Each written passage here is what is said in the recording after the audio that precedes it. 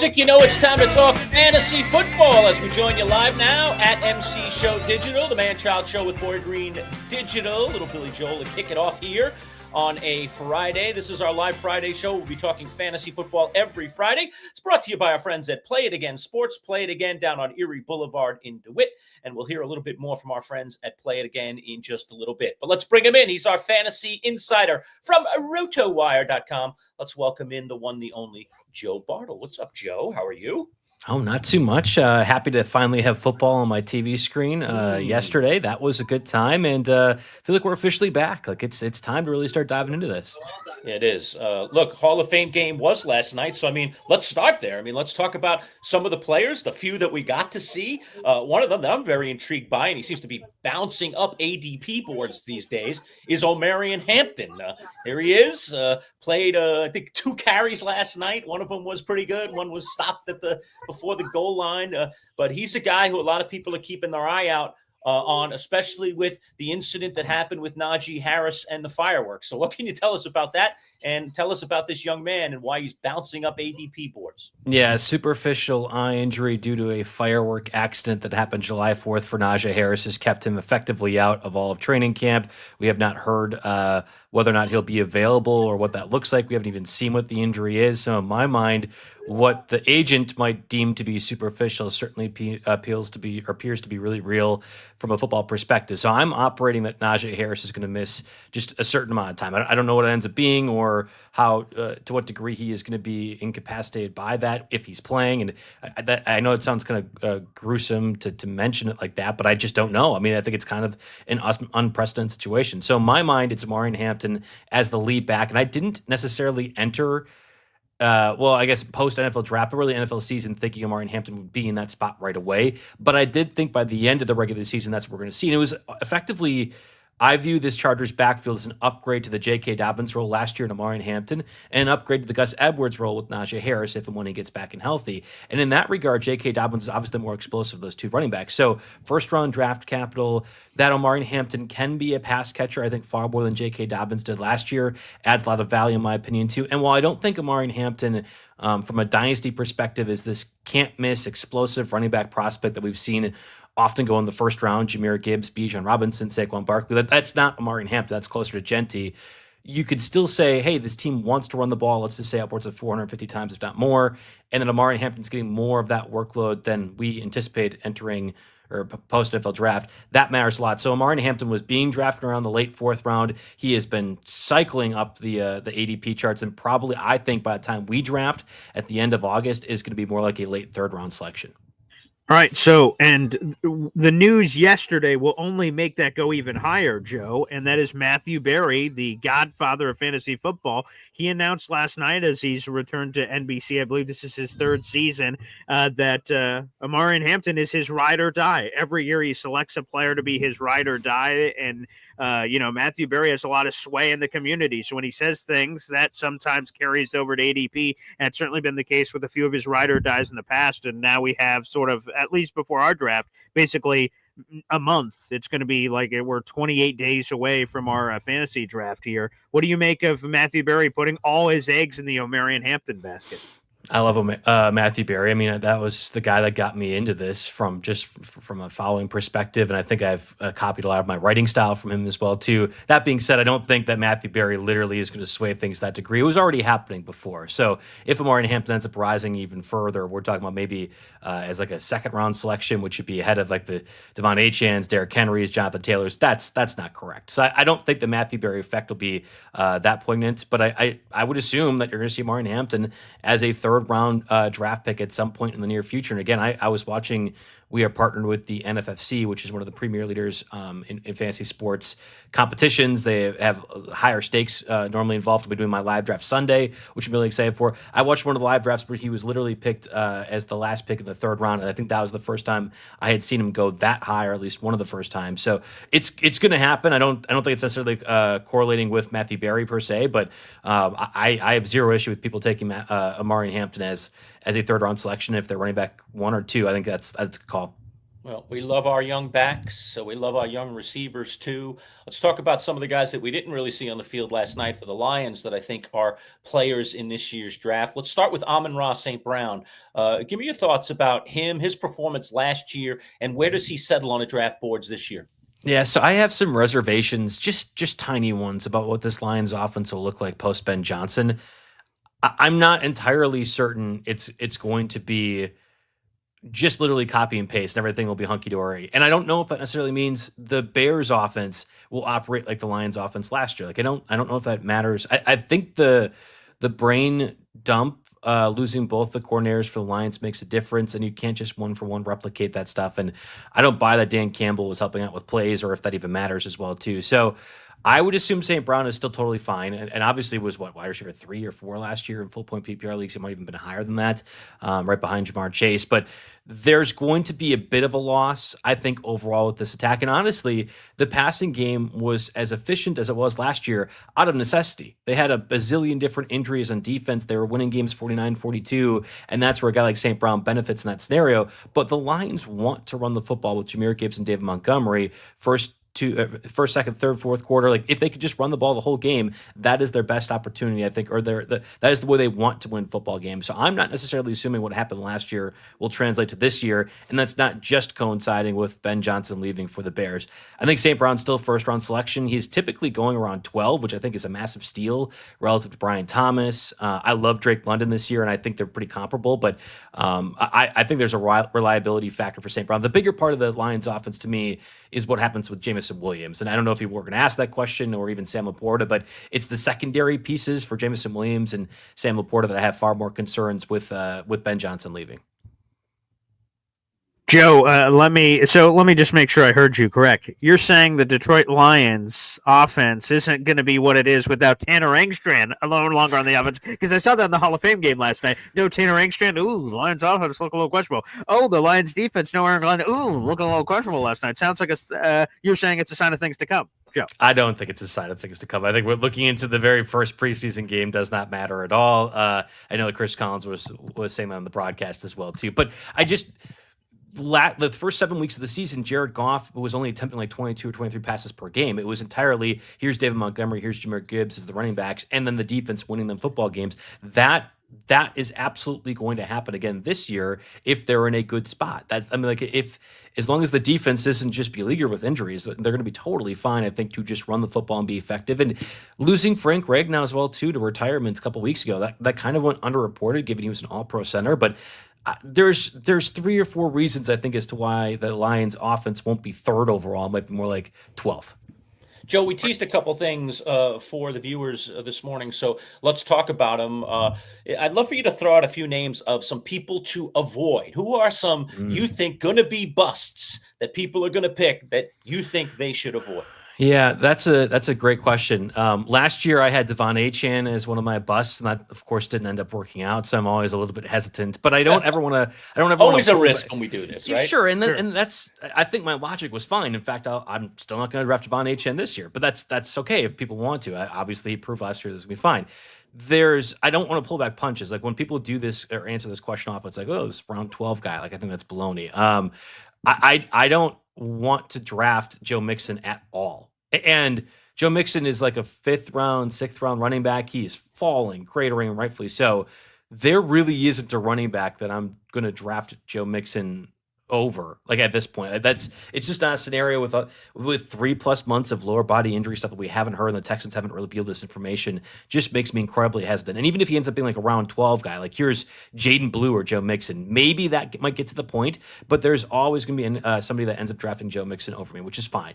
I'm not drafting Travis Hunter at all. I don't believe there's a scenario in an NFL where you can have a player play 80 snaps in a football game, both offense and defense. I refuse to believe that happens from a 6', 188-pound rookie, and I guarantee you Colorado didn't set him up to be able to withstand that stuff in the NFL. Like, if you're just thinking, okay, this Travis Hunter guy is really, really good, like if you're the Colts or some AFC South team, I'm just going to run Jonathan Taylor 3 straight times, make him have to tackle, and then go run 30 snaps and be his number 2 receiver to Brian Thomas. Like I don't know how this works. And more importantly, we already know there's a rookie wall that seems to hit around week 11 or 12. That's going to doubly matter for a guy that's supposedly playing both sides of the ball. If Travis Hunter is only a receiver, which I don't think happens, that's a different conversation. But right now, with the ambiguities around that, I'm not drafting Travis Hunter anywhere. What? Boy Green, mouth agape. I mean, what? Just I think Travis logically, Joe, makes a lot of sense. I mean, I know you love the player. We all love the player. Yeah. But is the player fantasy worthy? That's really what this conversation's all about. Right. And Joe made a lot of compelling points, and he always does. That's why RotoWire pays him bags and bags of money. They're behind that door over there, the duffel bags of cashola he clearly gets from RotoWire.com. Again, the number one fantasy football resource on the planet. But again, and some of what he just said, right? So, like, if a rookie wall normally hits at this point, and he does attempt to double up, which by all accounts, it seems like they're going to attempt to do so, how much higher, how much or faster or quicker do we reach that wall? It's a compelling point. But boy, come on, Joe, you got kids now. You go to the store and you go down the toy aisle, and then you see it's a big shiny toy with a laser gun accessory, and that's what I see with Travis Hunter. It's a compelling piece of action. I just want to, I want to buy it and then wrap it under the tree for myself, and then look at this, and open it for myself. It's Travis gosh darn Hunter. We haven't seen it before. Isn't Shohei Ohtani amazing to watch in baseball? Like, come on, we've got our Shohei Ohtani in the NFL, Joe. Come on, he's essentially a human tree. He's a human version of the Transformer, right? You turn into five different things. Like, come on, Joe. Go ahead, Joe. I think it's more like Cole under the Christmas tree. Truly, there's literally no. And maybe I'm just too feeble-minded to be able to think this through. But like, with how physical the sport of football is, if you are going to be a Pro Bowl level cornerback, which I think Travis Hunter certainly can be, I don't know how you can do that to the degree of the physicality that's needed to be successful to that level, and then also be even a wide receiver too in today's NFL. And you'll hear some people, the great Matt Harmon of all people from Reception Perception from Yahoo, talk about Travis Hunter as one of the best receiving prospects he's seen in recent memory. Get out of there with that. Like Matt Harmon's word, and for those of you kind of that not familiar with this, he's literally one of the best when it comes to projecting receivers. But the idea of Travis Hunter being a 4th round ADP selection, which is where he's kind of at now, 4th or 5th round in some places, ESPN has him buried at like round 7 or 8, and I think Yahoo does as well too, Boy Green. So maybe you can go ahead and sneak that one out there if that's the case. He's buried in some ADPs, but the idea of this Travis Hunter, who I watched a lot of tape of him because he was one of the more interesting parts of the NFL draft, which I attended in Lambeau. That did not seem like a receiver prospect to the same degree of any of these top ones. Even like a guy like Tet McMillan, who got end up a couple picks afterwards. Like I think Tet McMillan, for all the warts that he might have from a character perspective, is still a much better receiver prospect. Now, I could be totally wrong. Again, Matt Harmon is really, really good at this stuff, and I feel like the surge of Travis Hunter popularity was tied entirely to that statement that Travis Hunter could be one of the best receiver prospects we've seen. But in my mind, he is a better cornerback, and he is going to be a better cornerback for the next couple of years before he becomes a better receiver. And in that event, if you're Jacksonville and you're saying, I can get 90% of Pro Bowl production if I just have this guy play corner more often than not, how more important is that than Liam Cohen, who's able to generate offense from a lot of different folks? We saw Jalen McMillan, for example, become fantasy relevant after Mike Evans, Chris Godwin got injured. De'Ami Brown, for example, is probably somebody I'm targeting more in like round 16 because I think he plays a lot of snaps for Jacksonville because Travis Hunter just can't. All right, Joe, let me just ask you real quick. I don't know if you know the answer to this, or is it per fantasy setting, Yahoo, ESPN, whatever. So Travis Hunter is going to attempt to do both. Mm-hmm. You're a fantasy football drafter, and I love skirting the rules and doing anything I can to win because, it's all about stacking chips. But for Travis Hunter, he does his offense stuff. We all obviously know whatever your league is, half-point reception, full point, whatever. Those stats are going to be the same. How does it work for defense? Travis Hunter gets a pick. Travis Hunter gets a tackle. Travis Hunter gets a sack. How do those stats translate if you don't have an IDP league, which is individual defensive player? If you don't have one of those leagues and you just have a team defense, how does Travis Hunter, any individual production he gets on defense, factors into fantasy statistics on a week-to-week basis?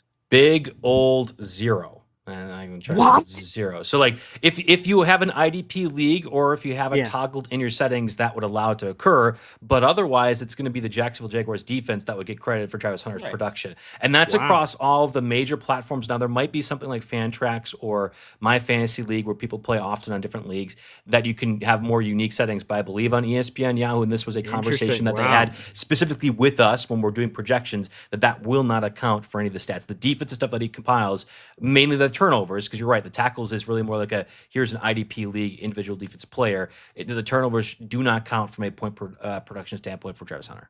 And one quick follow, let's go to the extreme. He gets a pick 6. That does not count.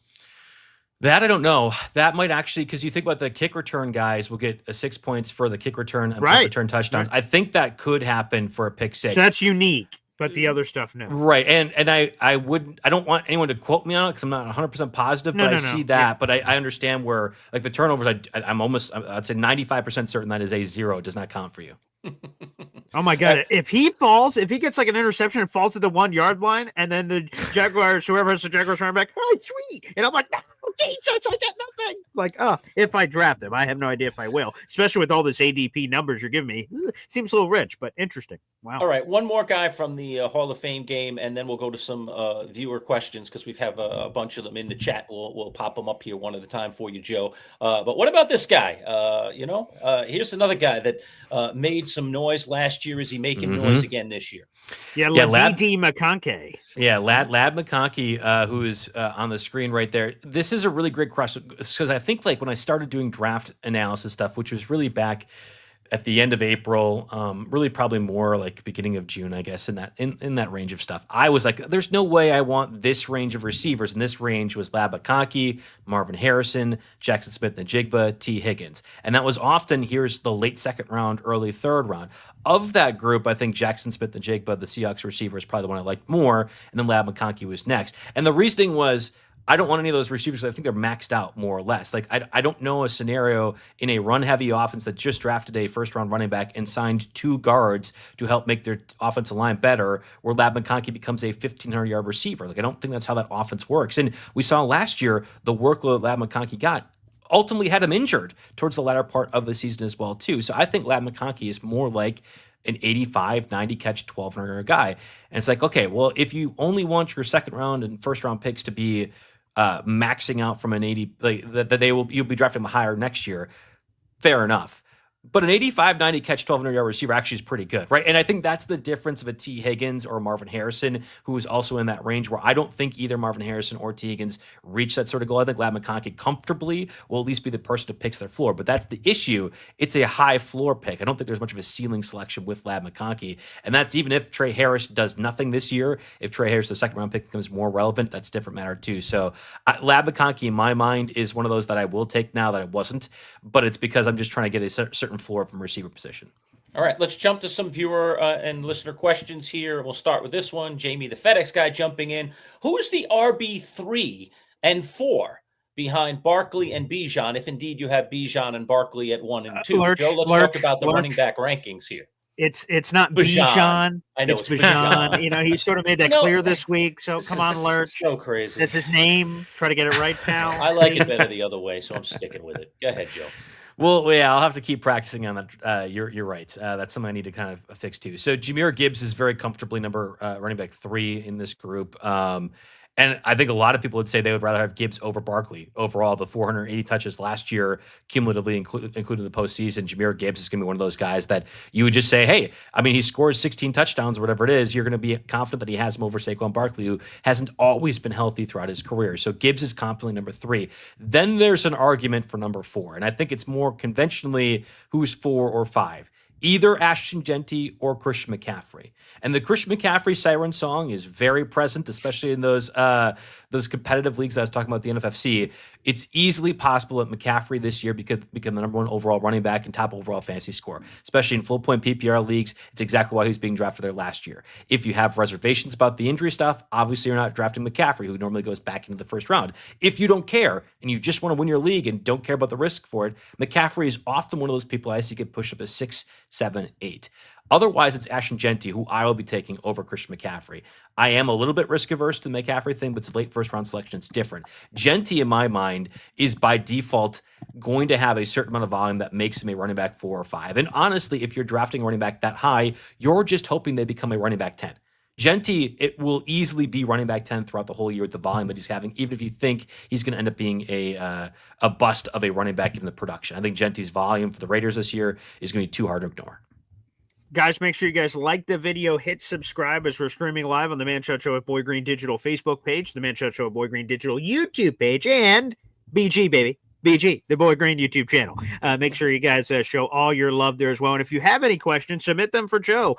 Joe is here to answer your questions, and he is here every Friday at 10:30, so you guys can always submit your questions in advance, but submit them now if you're watching here on the show. Let's go to Bill, the produce guy here, says, I'm picking 10. Would I be insane taking Christian McCaffrey? And what is the best emoji to send if Manchild snipes him a pick from me? Well, I can't answer the emoji thing. My team names are just Joe everywhere because I have zero originality whatsoever. So I definitely can't play the emoji game. But the McCaffrey thing at 10, totally fine. Actually, I'd be surprised if he makes it 10 in certain leagues. Like I think that's where people are at now too. And if you didn't have McCaffrey last year or had to deal with that roller coaster at all, you're probably fine with it. Like you understand the premise. The Niners say he's healthy. They have one of the easiest schedules in all of football. The offense is supposed to be really good. Brock Purdy was paid. They don't have Ayuk or Jamal Jennings or Deebo Samuel by default. Christian McCaffrey needs to be involved in the offense for them to be effective. Like I buy all of this stuff. My only counter argument is, again, I like the receivers, Malik Neighbors in that range, St. Brown in that range, Brian Thomas in that range, Drake London in that range. And I also feel very comfortable in rounds 4, 5, 6, 7, whatever it is, getting more running backs in that spot. So if you're taking McCaffrey at 10, you're more or less saying, I don't want Breece Hall, I don't want James Cook, which is a third round selection that will likely come back to you. And that's okay. I have zero issue with doing it, but this is part of why I would recommend to people to download the RotoWire football app and try these mock drafts and try these strategies. You can put yourself at pick number 10. You can go ahead and take McCaffrey and see how the rest of it looks out. The RotoWire Fantasy Football app is going to be able to help you with that, and it's free from a mock draft perspective. Go ahead and do that. All right, Joe. Always good. Yeah, the tools are always great to have. Today's broadcast, by the way, is brought to you by our friends at Play It Again Sports. Play It Again Sports down on Erie Boulevard in DeWitt. Let's just take 30 seconds, learn a little bit more about our friends at Play It Again. Warm weather sports season is here, and if you want to gear up and save money on some of the top brands of golf, soccer, and baseball equipment, and much more, Play It Again Sports can be your solution. With both new and gently used gear, Play It Again has prices way less than regular retail stores. And for all you golfers out there, get some quick money for those clubs you've got stashed away and are collecting dust. Play It Again is always looking for quality gear. No appointment necessary. Just bring it into the store. Play It Again Sports in the DeWitt Town Center on Erie Boulevard. Don't spend more. Play it again. Play It Again Sports. Syracuse.com. As you can see, I picked up some cash from my golf clubs. I actually did pick up some cash from my golf nice. clubs. Okay. And it's not just in the commercial. All right, some more questions from our viewers and listeners, Joe. This one from CD Smitty. I guess he's asking for a choice. Who do you like amongst this group here? Amari Cooper, Tyler Lockett, and Keandre Lambert-Smith. Why not buy the rookie at this point? Amari Cooper, he's just signed for a team. Tyler Lockett with the Titans right now. And I think there's an argument to be made that there's a few rookies on Tennessee that if they aren't doing well this year, probably play more than Tyler Lockett, who's at the end point of his career. So Keandre Lambert-Smith, who is the Chargers' 5th round selection, has arguably been impressing, if not more than Trey Harris, their 2nd round selection, at least at the same point. And there's an argument to be made that with Jalen Reagor now injured, but out the past week, already not very good because Jalen Reagor is kind of just a jag at this point of his career. And Mike Williams retired. It's Lab McConkey, and then there needs to be another receiver. I wouldn't be surprised if it ends up being Keandre Lambert-Smith. Now, the only issue ends up being, if you guys remember Jalen Guyton and all at the Phillip Rivers years, here's a guy just run 40 yards down the field, maybe be a good run blocker. I do think that's more or less what Keandre Lambert-Smith is going to do. He'll have a lot of snaps. He'll play in the field plenty. But from a target perspective, there's not a way in that offense uses him where he gets more than, let's just say, an Alec Pierce line from the past couple of years. Now, Alec Pierce did really well because he caught touchdown passes. And with Justin Herbert, that can easily happen as well, too. I would take the risk on the rookie as opposed to any of these veterans who I don't think really do a whole lot this year. Let me do a follow-up, Joe, here and go over to the Terry McLaurin stuff, which is juicy. He requested a trade last night from the Washington Commanders. Now, that doesn't always mean someone will be moved. There have been plenty of players who requested trades, and they ended up being just dandy. But let's go to Bubba Badshaw here with the question, who says, do you think Terry McLaurin will flourish wherever he goes, or will his draft stock depend on the team? Yeah, I actually would be very surprised if he gets moved. He's not getting moved. I don't This is the first time since 1981 the Commanders have made it to the conference championship in the NFL. This is the first time since 2015, I think, they even won a playoff game overall. And then they have the Dan Snyder regime is now over. There's never been a more upswell of optimism for the Washington football franchise in at least 30 years, maybe outside of an RG3 year or two. And you're going to tell me they're going to piss that all away by making sure they can't sign McLaurin to $4 or $5 million more than what he was asking for? I just. It would be the most Washington Commanders thing ever to not sign their guy after what is going to be a historic season. Yeah. And I think that would have been easily in the realm of the Dan Snyder era. I don't think that's what happened here with Harris and company from the ownership. So I think McLaurin stays, and I'm actually very comfortable if he comes at a discount this year in fantasy drafting him. I actually want to throw this comment back up, Lerch, just because the question here is, what about the theme of what this question is? And it's this, Joe, of that if it's around fantasy draft time, like, for instance, a player that comes to mind, Tyreek Hill, there's been a lot of rumors that he could be traded. Yeah, his draft stock as a Dolphin could be insert whatever. But if we dream the magical dreams and he's reunited in Kansas City or something, his stock could dramatically change. Or people do that with free agents. We talked about it earlier. Amari Cooper's a free agent. But if he signs with the team, all of a sudden everyone might be gunning for him. So is there something to say that? How do you handle that when players could be potentially up for trade conversations, and how you handle that draft-wise in your own head of where they may be, but where you project that they could be? Yeah, that's a good question. We actually were dealing with this from a fantasy community with Jonnu Smith a couple weeks back before he inevitably got traded to the Steelers, and I think I'll answer it that way. Obviously, we know the end result, and it's seen Jonnu Smith dip, I think, pretty tremendously from a fantasy perspective, where he was normally being in like the round, he was like a tight end 9, 10 range. Now he's more like tight end 17 or 18, and that was a worst case scenario. I don't know a worst case scenario for McLaurin. I just don't. I think he's sort of bulletproof in that instance. Now you could make a case that like Amari Cooper midseason trade to the Bills, everyone was like, "Oh my God, it's gonna be so great! Josh Allen's gonna make." It's like, well, no, midseason trades never work out well for the team acquiring them from a production standpoint. Like, there's very few reasons fantasy wise. Beginning of training camp trades may be a little bit different, but it still is an acclimation period to the offense, to the city, to the quarterback. And I think in that regard, if any of these receivers like a Tyreek Hill or Terry McLaurin are getting traded 2 weeks before the deadline is out, or like before the start of the season, that would be really surprising. Well, it would be surprising, but also hurt their fantasy value overall. I think there is a level of risk that you have to associate it, but in the case of McLaurin, who is now falling really, again, more like to the end of the 3rd round, 4th round range, that's an ADP spot where I'm comfortable taking and assuming that he plays for the Commanders. If he doesn't, fine. What I think could be a 12 touchdown guy and a 1,000-yard receiver might end up being a 1,000-yard receiver and 6 touchdown guy at a different spot. And that's okay. That's more like a 5th round guy, and you're losing a little bit of ADP. But that's how it factored in. Like, there is a risk factor to this. You kind of have to kind of make do with it yourself. Joe, last one for me. Let's talk a little tight end strategy. It seems like there are 2 guys, and then the rest. I'm sure there are other players. Let's talk about it. What are you thinking this year in terms of tight end strategy? What do you advocate for? What should people be thinking? Other than taking Mason Taylor at tight end 1, which I will be doing in certain leagues, you can literally wait till the last round of your draft and do that if you're not playing in a Jets fan league. So that might have to be a different strategy I'll do at the end of August. But you're right. You have the absolute view, and I agree with you. Brock Bowers is more of a mid-second round pick. Trey McBride maybe 6 or 8 picks afterwards as an early 3rd, mid-3rd round selection. Outside of those 2 in a full-point PPR league, it gets a little bit bleak. Now, there's a lot of people that love George Kittle.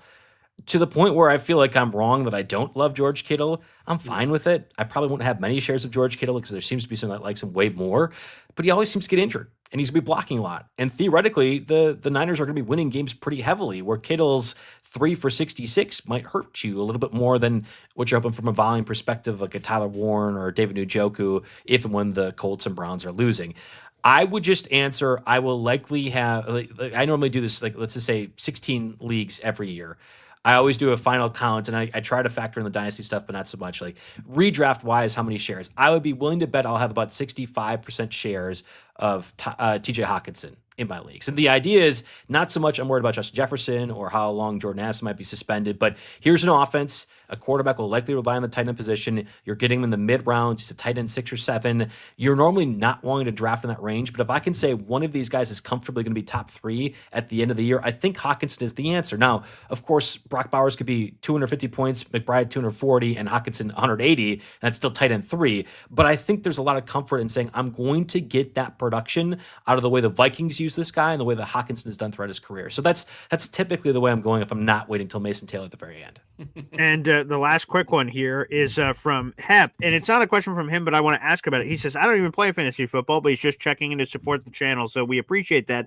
But, Joe, something I hear Matthew Berry say all the time is if all of us in the fantasy football community and all of us on the screen represent it in different ways, can just get one person who doesn't play fantasy football into fantasy football that wasn't in it previously before, we're all expanding the thing that we love so much. And a big shout out to Big Al, who's going to be in our Champs League draft. You're going to see him, Joe.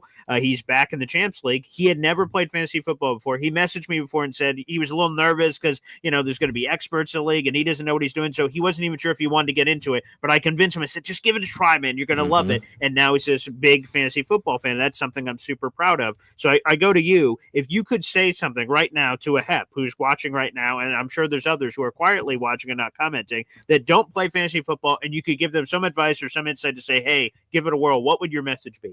I think it's a camaraderie thing. Like what I have, like I played in high school sports the entire time. And now as an adult and a parent and you get the mortgage and things like that, there are so many other real life priorities that seem to happen and take place and that you have to kind of focus on, that I would love to just go back and be able to play sports with some friends that aren't super high stakes. So let's just say sophomore basketball or something like that. Let's just go ahead and do that. Going to practice every day.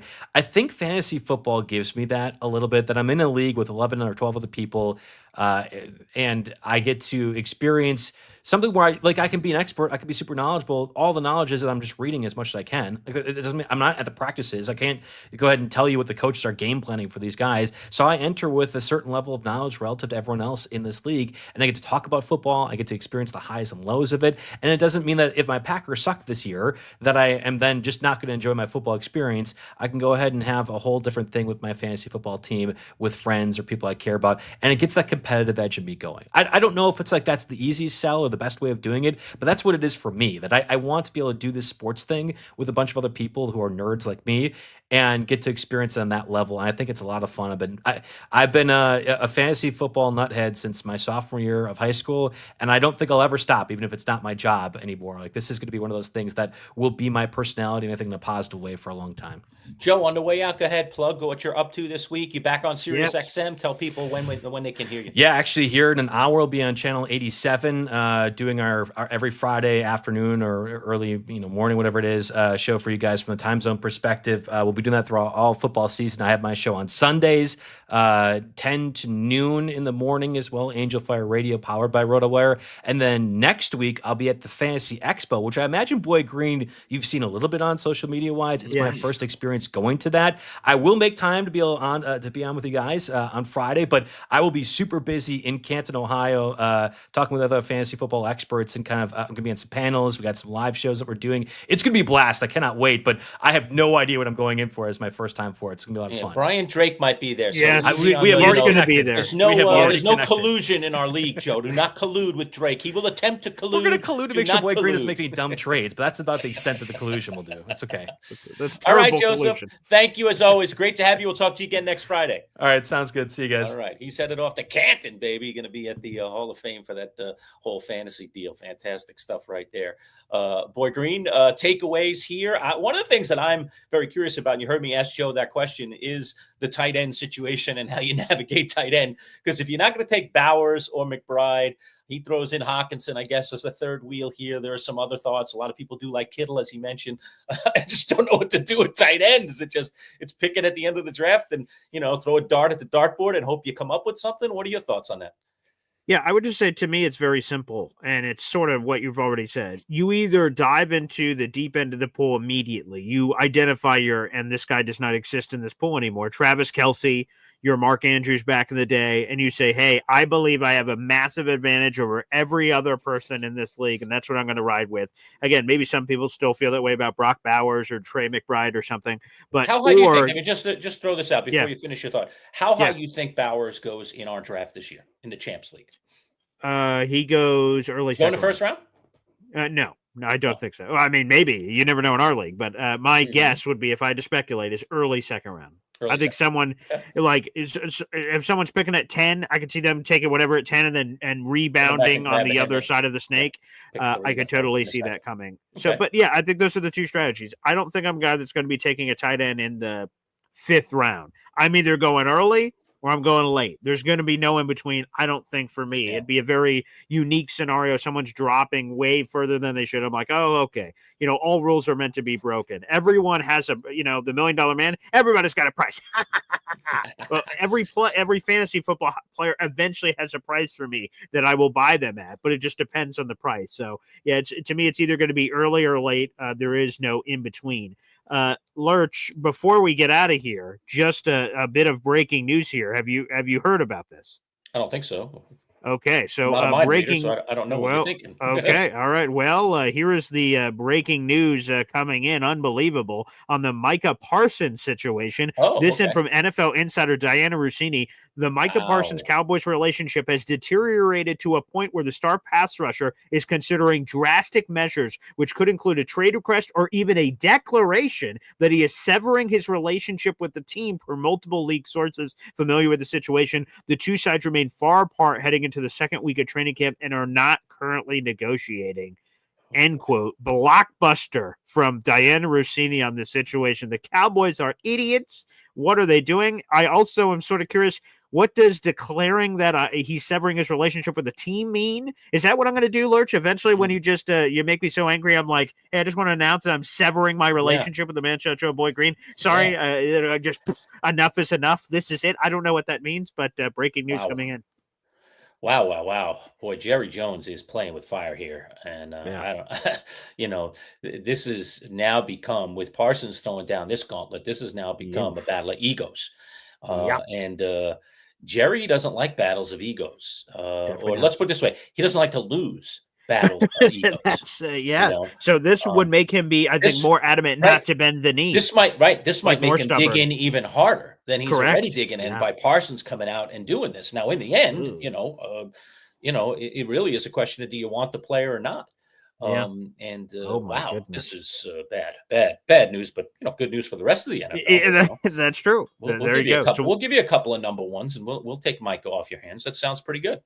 Well, that's how social media is currently salivating with quotes of that tweet with every fan base. The other 31 teams are all interested in seeing if that can happen. Because if so, what a dynamic player, still young. He's like 26 years old. Unbelievable. So just want to throw that nugget out there in the universe. There you go. I could see a defense with Abdul Carter and Micah Parsons operating together. That sounds pretty good to me. See, I told you. That was always you say, hey, this Abdul Carter guy looks pretty good. He would have looked even better with Micah Parsons. So who knows? If Dart is our quarterback, that might be a really, really bright future. Could be. Well, I want to thank everybody for tuning in. We do this every single Friday at 10:30 in the morning. So submit your questions live. You could just work it into your schedule, or we set up these live streams ahead of time. So then those videos will be there, and you can just dive into the comment section, ask your question, and then watch it on the replay later. So it's a very convenient feature. Yeah, very convenient. We always lay it out for you, and we'll be doing it, like I said, every Friday at 10:30. Barring some emergency, and if there is a change, we'll let you know. But we pretty much have Joe locked in every Friday at 10:30. Like I said, he's going to be at the Hall of Fame next week. He's still going to make time for us to get us in at 10:30. So he's really, really good at making that spot work for us, and we try to be the same to him. All right, Boy Green. Lerch, one more announcement. The Bills make me wanna shout, kick your heels up and shout, throw your hands up and shout, throw your head back and shout. Lerch, we haven't announced it anywhere. Do you want to break the news? Sure. We are headed off to Buffalo Bills camp. We'll be there next Wednesday at Bills camp. One of their last practices before they break camp at St. John Fisher. Right? St. John Fisher, yep. Yeah. I always mix up whether it has an S at the end of it or not. St. John Fisher, and head back to their complex in Buffalo. So for those of you that don't know, St. John Fisher is in the Rochester area. So it's just, kind of one city over, about an hour-ish from Buffalo, but also only about an hour and a half from good old Syracuse, where Boy Green and I reside. So we are all ready to go, and we've been given confirmation that we will be admitted, and so we will be there next Wednesday. So we will obviously get you some good Bills content and shoot some videos and have some fun. So yes, and this will be as credentialed media members. So we're not just going as fans. We're going to have some exclusive access with players, coaches, and all kinds of things. So that will affect our live show on Wednesday. We'll keep you guys posted on what that's going to look like in a very different form, with us being live at Bills camp. So guys, just want to give you that update again. We're giving you all the juice, all the content. I see Marcus in here saying, "Yo, what's up, guys? Love the content," and same thing for Badshaw saying he loves it. So we'll give you guys some cool access, and we'll continue to do stuff like this, Lerch. This is really what the show's all about. So guys, make sure you like the video, hit subscribe, and when we reach 300 subscribers, Lerch is taking something off his wall, an autographed piece of see it over memorabilia. There. It's there for now, but our subscriber count's growing quickly. Tell your friends. Once we get to 300, it's going out the door. Again, thanks to our friends at Play It Again Sports, again, for sponsoring today's fantasy football conversation with Joe Bartel. Thanks to all of you for joining us live, and we'll see you all again soon, right here in the good old digital world. Take care, everybody. Peace out.